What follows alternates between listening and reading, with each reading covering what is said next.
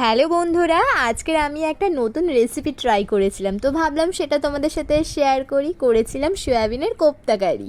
আমি এটা একদমই প্রথমবার করেছি, তো চলো দেখে নেওয়া যাক কীভাবে করেছি। সবার প্রথমেই সয়াবিনগুলো সেদ্ধ করে নিয়ে ভালো করে ঠান্ডা জলে সেটাকে ধুয়ে জলটা চিপড়ে নিয়ে সেটা মিক্সিতে নিয়ে তার মধ্যে আদা কাঁচা লঙ্কা দিয়ে একটা ভালো মিহি পেস্ট করেছি, আর একদম শুকনো। তারপর তার মধ্যে কিছু শুকনো মশলা অ্যাড করেছি, যেমন নুন, হলুদ, লঙ্কা গুঁড়ো, জিরে গুঁড়ো আর অল্প চিনি আর 2 চামচ কর্নফ্লাওয়ার দিয়ে সেটাকে ভালো করে মেখে হাতে একটু সাদা তেল মাখিয়ে নিয়ে সেটা গোল গোল কোফতার আকারে করে নিয়েছি।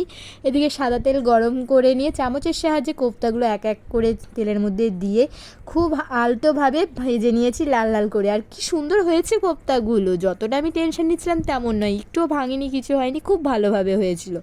তোমরা এটা কিন্তু অবশ্যই বিকেলে স্ন্যাক্স হিসেবেও খেতে পারো। তো আমি এটা অবশ্যই একটু গ্রেভি করেছিলাম, তো তার জন্য একটা মিহি মশলা করে নিয়েছিলাম। প্রথমেই কাজু, টমেটো, কাঁচা লঙ্কা, আদার, যেহেতু নিরামিষভাবে করেছি তাই আর কিছু অ্যাড করিনি।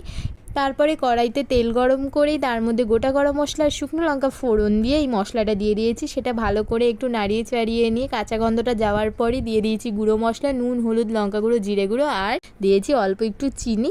এবারে ভালো করে কষিয়ে নিয়ে, আমার হাজব্যান্ড এটা খাবে কি না জানি না, তাই তার জন্য আলাদা করে একটু আলু সয়াবিন দিয়েছিলাম তরকারিতে।